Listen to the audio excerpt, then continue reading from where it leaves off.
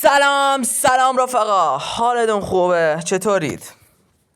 اومدیم با بازی دیاگن یا مرگ پی در پی. آقا اومدیم با پارت، فکر کنم با پارت ششم یا پنجم همراهتون هستیم. بریم سراغ خود بازی. چی شدیم؟ خب این اول بازیه، اصلا نباید نگران باشی.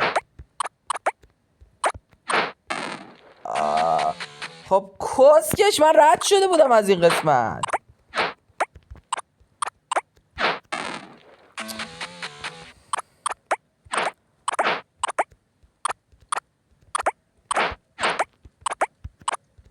خب من اینجا چیکار گویی بخورم؟ خب کسکش، اونو گذاشتی اونجا من روش بپرم. اونو گذاشتی اونجا برای چی؟ به درد نخور. آقا اینا یادم میره، اعصاب منو خورد میکنن همشون. خب همینطوری بپر بریم جلو. آی کسکش، منو ول کن دیگه از اون زیر کونه من.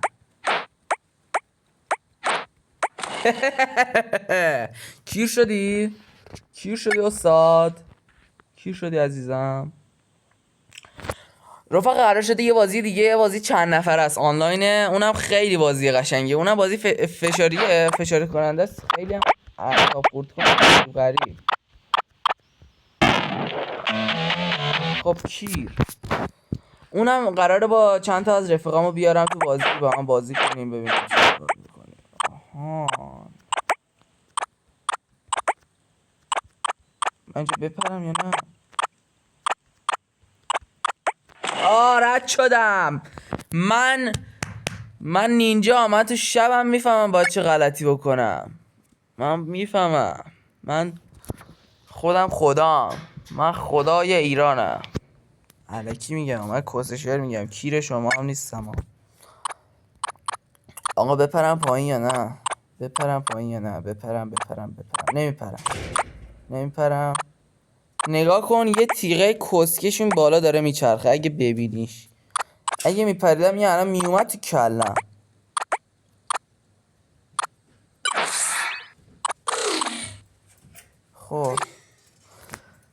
خب الان اینجا باید چیکار کنیم؟ میپرم و میمیرم. خب اینجا که مطمئن بودم اگه میپریدم اینه میخورد تو کلم. اینم یه همین جامپر میذاری زیر کونمونو، تموم بود. دارم خودم رو کنترل میکنم، فوش میدم اگه میذارم. دیدی گفتم، یه بارم پریدم تستش کنم.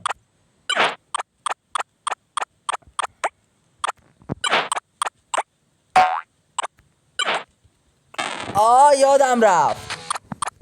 خب اینو میپرم، اینو نمیپرم، اینو میپرم، اینو نمیپرم، اینو میپرم. ولی تمام. آقای جوزف، هرچی هستی واسه خودت هستی. اینجا ایرانه، اینجا مغزها پر فسفره، دیگه نمیتونید سر ملت ایران کلا بذاری و این حرکت.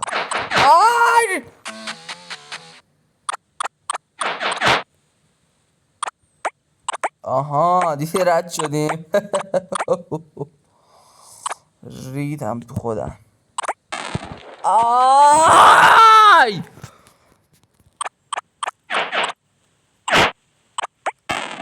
نباید.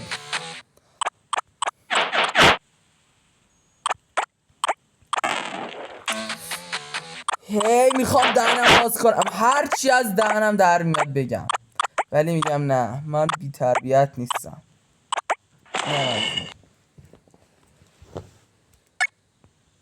خب یه مرحله دیگه هم طولانی ادامه میدیم و مرحله آخر از این ویدیوهای بعدی هم حتما آپلود میکنم با قسمت‌های بعدیش. هیچ وقت نباید به اینا اطمینان کنی. نگاه کن این تیغا 100% میخوام بیان بیرون و رد شد.